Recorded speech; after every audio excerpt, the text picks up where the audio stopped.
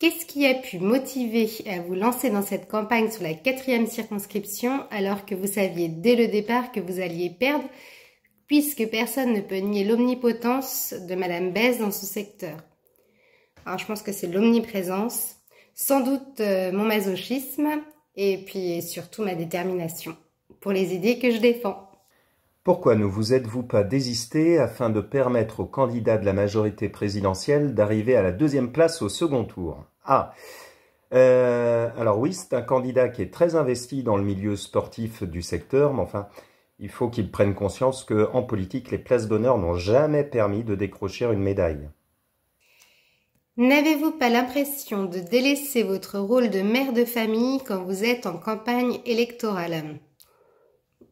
Alors, sans doute, il m'appelle madame, il me vous voit à la fin. Mais après, ce qui est pas mal, c'est qu'il y a une affiche, du coup, qui est juste devant leur école, donc ils se sentent très surveillés. Mais bien évidemment que non. Du coup, il faut aussi leur expliquer. Donc, ils sont très soutenants et c'est aussi avant tout pour eux que je fais tout ça.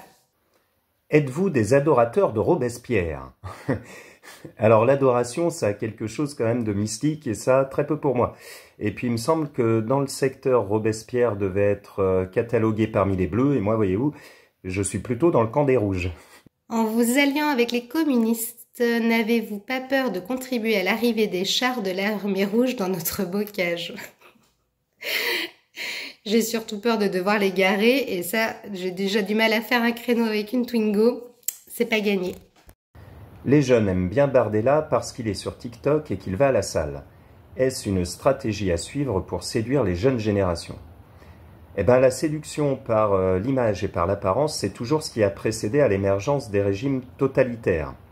Donc nous, on pense que la clé, c'est pas de séduire, c'est de convaincre. Et la jeune génération n'est pas une génération d'idiots, elle est tout aussi capable que les générations précédentes de penser, et il faut simplement leur donner des clés de compréhension du monde.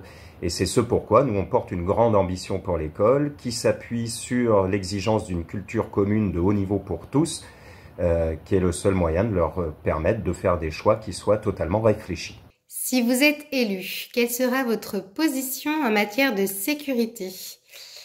De remettre plus de moyens dans la culture et dans le social pour créer des vrais projets dans les quartiers pour que les gens quittent la télé et se retrouvent et passent de bons moments ensemble autour d'un vrai projet constructif pour leur quartier, pour leur vie, pour leur ville.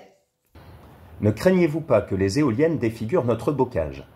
Alors les éoliennes, c'est plus désormais une question de point de vue, c'est une obligation, puisque si on n'engage pas une transition énergétique immédiate, c'est notre planète qui va mourir.